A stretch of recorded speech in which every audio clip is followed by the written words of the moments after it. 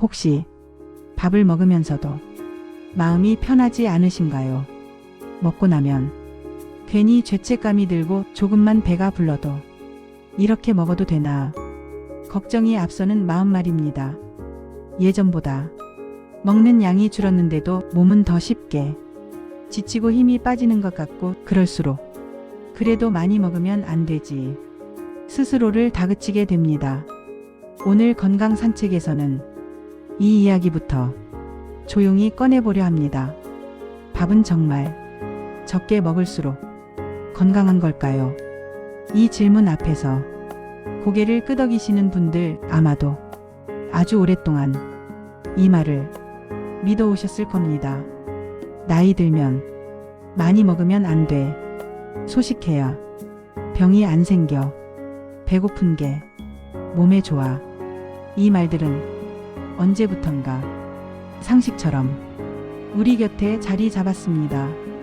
그래서 입맛이 돌아도 한 번 더 참게 되고 먹고 싶은 게 있어도 이 나이에 무슨 하고 내려놓게 됩니다. 그런데 이렇게 묻고 싶습니다. 밥을 줄였는데 몸은 정말 편해졌을까요? 오히려 기운이 없고 어지럽고 아침에 일어나기 힘들고 조금만 움직여도 숨이 찬 날들이 늘어나진 않았나요? 그럴 때 우리는 먹는 양을 의심하기보다 나이를 먼저 탓합니다. 이제는 원래 이런가 보다. 늙으면 기운 없는 게 당연하지. 하지만 이 나이에 나타나는 기운 없음의 상당 부분은 나이보다 부족함에서 오는 경우도 많습니다. 특히 밥을 너무 오래 줄여온 분들일수록 몸은 조용히 신호를 보냅니다. 힘이 빠지고 근육이 줄고 회복이 더뎌집니다. 그런데도 우리는 이 신호를 배부름에 대한 경고로 착각합니다. 더 먹으면 탈날 거야. 지금도 많이 먹는 거야. 이렇게 말이죠. 사실 이 나이의 몸은 예전보다 적은 양으로도 버텨왔기 때문에 이미 오래전부터 참는데 익숙해져 있을지도 모릅니다.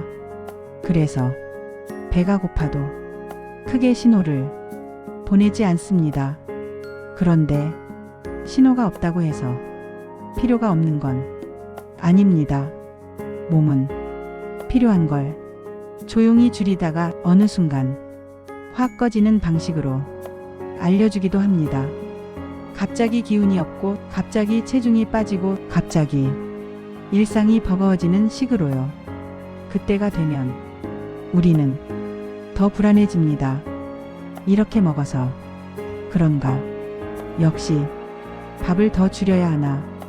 이 악순환이 생각보다 아주 흔합니다. 특히 여성분들 중에는 평생 가족 밥 챙기느라 자기 밥은 대충 드셨던 분들이 많습니다. 그러다 보니 이 나이에도 자기 목재의 식사를 당당하게 챙기는 게 어색하게 느껴지기도 합니다. 나는 이 정도면 됐지. 배부른 건 사치지. 이 마음이 몸을 더 외롭게 만들기도 합니다. 하지만 이제는 이렇게 물어봐도 괜찮을 것 같습니다. 정말 적게 먹는 게 내 몸을 위한 걸까? 아니면 그저 오래된 습관일까? 이 질문을 다음 이야기에서 조금 더 차분히 풀어보려 합니다. 이 나이에 기운이 없는 이유는 나이가 아니라 몸이 오래 참아왔기 때문일지도 모릅니다. 다음 2부에서는 우리가 왜 소식이 건강하다는 말을 그렇게 깊이 믿게 되었는지, 그리고 60대 이후 몸이 영양을 받아들이는 방식이 어떻게 달라지는지에 대해 꼭 필요한 만큼만 이야기해 보겠습니다. 화장실 다녀오실 분, 문자에 답하실 분 지금 일시정지 누르시고 다녀오세요. 하나, 둘, 셋. 건강산책 다시 시작합니다. 1부에서 우리는 밥을 줄였는데도 몸은 더 힘들어지는 이상한 느낌에 대해 이야기했습니다. 이번에는 왜 우리가 이렇게 오래 소식이 건강하다는 말을 믿어오게 되었는지, 그리고 이 나이의 몸은 밥을 어떻게 받아들이는지에 대해 조금만 더 들여다보겠습니다. 우리가 자라온 시절에는 먹는 것이 지금처럼 풍족하지 않았습니다. 배부르게 먹는 건 특별한 날의 일이었고, 조금 덜 먹고 버티는 게 미덕처럼 여겨지던 때도 있었습니다. 그래서 배고픈 게 몸에 좋다, 조금 부족해야 오래 산다, 이런 말들이 자연스럽게 상식이 되었습니다. 특히 여성분들은 이 말을 더 깊이 안고 살아오셨을 겁니다. 아이들 밥부터 챙기고 남편 밥부터 챙기고 자기 밥은 마지막에 대충, 그게 당연했던 시절이 아주 길었습니다.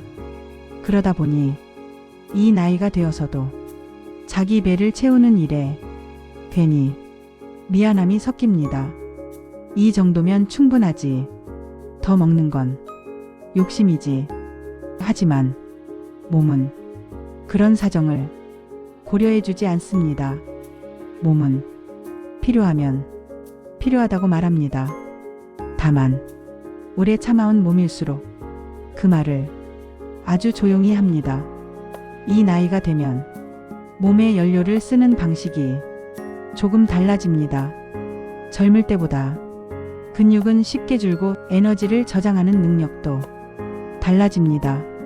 그래서 예전처럼 적게 먹어도 버틸 수 있는 몸이 아니게 됩니다. 특히 단백질과 같은 기본 영양이 부족해지면 몸은 가장 먼저 근육부터 줄입니다. 그러면 체중은 크게 변하지 않는데도 힘은 눈에 띄게 빠지게 됩니다. 이럴 때 우리는 또 착각을 합니다.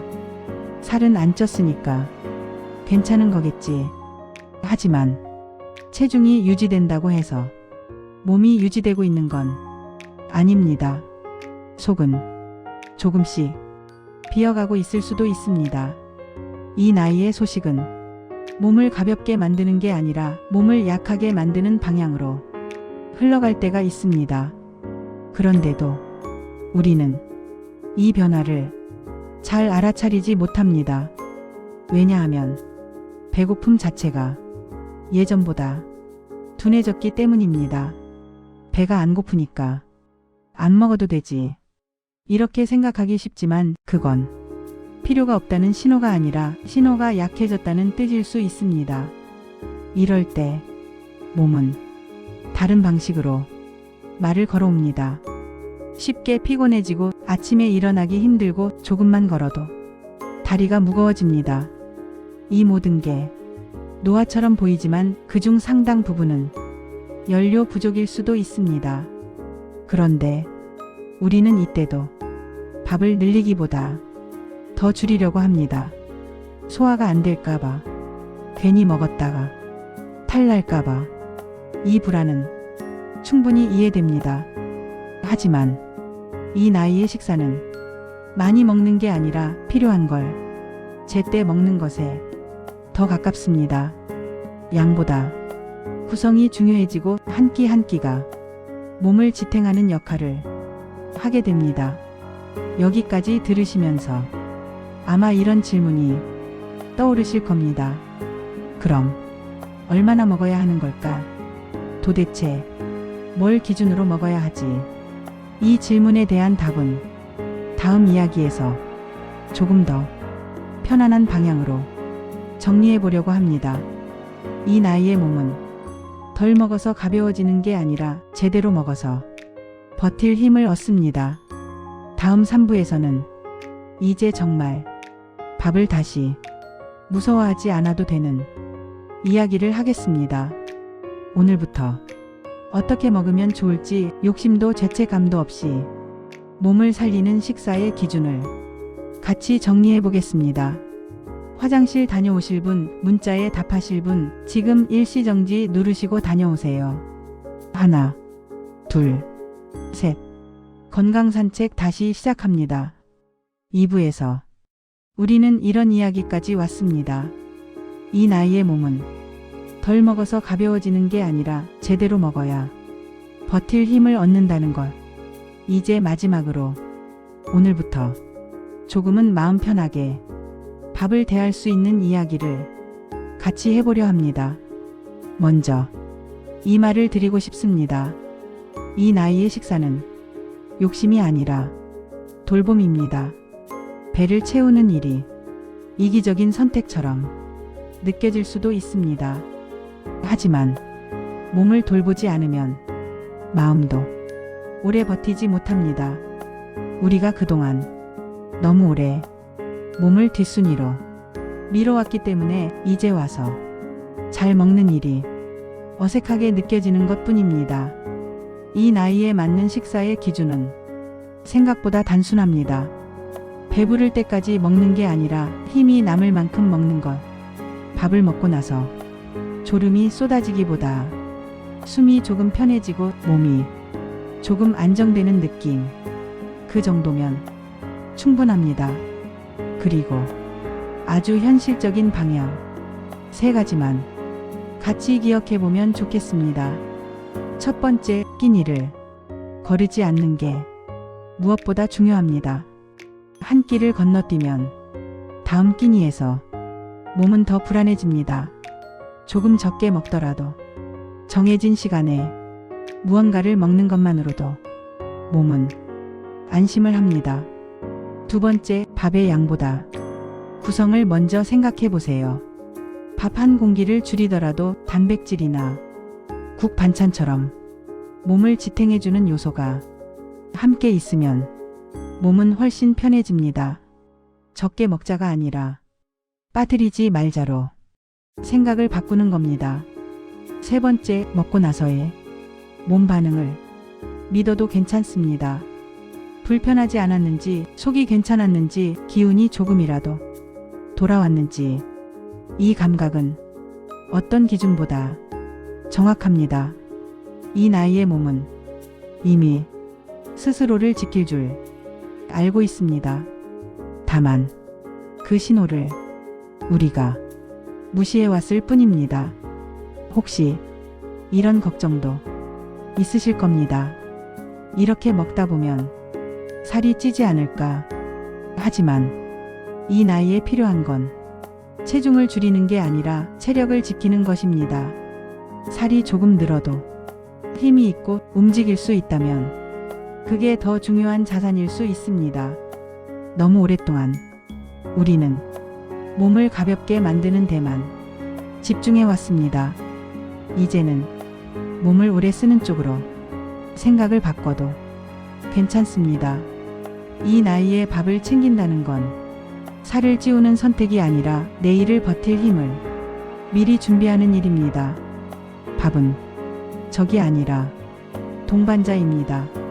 잘 먹는 날이 곧 잘 사는 날은 아니지만 잘 먹지 못하면 하루는 확실히 더 버겁습니다. 건강 산책은 밥을 겁주지 않습니다. 숫자로 재지도 않습니다. 그저 이 나이에 맞게 조금 더 친해지는 방법을 이야기하고 싶을 뿐입니다. 다음 산책에서는 건강검진 수치는 정상만 나오면 괜찮다. 이 믿음 때문에 오히려 몸의 신호를 놓치고 있었던 이야기들을 같이 나눠보려고 합니다. 혹시 이런 이야기들이 조금이라도 마음에 닿았다면 구독은 다음 산책을 같이 하겠다는 표시 정도로 생각해 주셔도 괜찮습니다. 필요한 날에 조용히 다시 찾을 수 있는 그런 채널이면 충분합니다.